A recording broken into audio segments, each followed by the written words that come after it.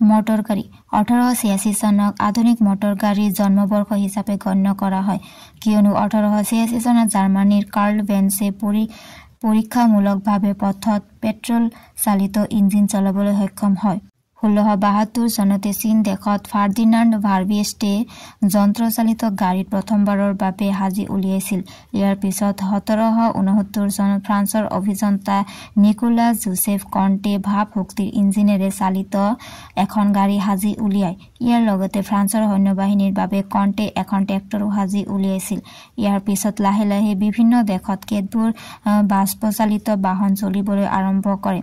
1851 চনত WM ষ্টৰ্মে গেছৰ সহায়ত চলিব পৰা এটা ইঞ্জিন সাজি উলিয়ায় এই আৰ্হিৰে এম ষ্টৰ্মে 1859 চনত গেছ চালিত মটৰ ইঞ্জিন নিৰ্মাণ কৰে 1881 চনৰ নৱেম্বৰ মাহত ফ্ৰান্সৰ গুষ্টাভ ট্ৰুভে বিদ্যুৎ চালিত তিনিচকীয়া এখন মটৰ গাড়ী সাজি উলিয়ায়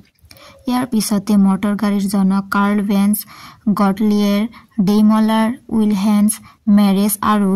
সিগফ্ৰাইড মাৰ্কুছে মটৰ গাড়ী নিৰ্মাণ কৰিবলৈ উঠি পৰি লাগে মটৰ গাড়ী নিৰ্মাণ কৰাৰ পিছতে 1886 চনৰ পৰা থেমছে ইয়াক বিস্তাৰ কৰাৰ প্ৰয়াসত লাগে আৰু 1888 পৰা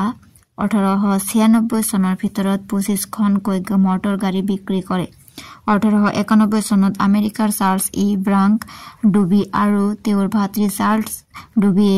লগ লাগি পেট্ৰল চালিত ইঞ্জিন নিৰ্মাণ কৰে 1897 চনত জাৰ্মান অভিযন্তা ৰুডলফ ডিজেলে প্ৰথমটো ডিজেল চালিত ইঞ্জিন নিৰ্মাণ কৰে ক্ৰমান্বয়ে মটৰ গাড়ী ইঞ্জিনৰ অধিক উন্নতি আৰু বিকাশ হ'বলৈ ধৰে আৰু বৰ্তমানৰ পৰ্যায় পায়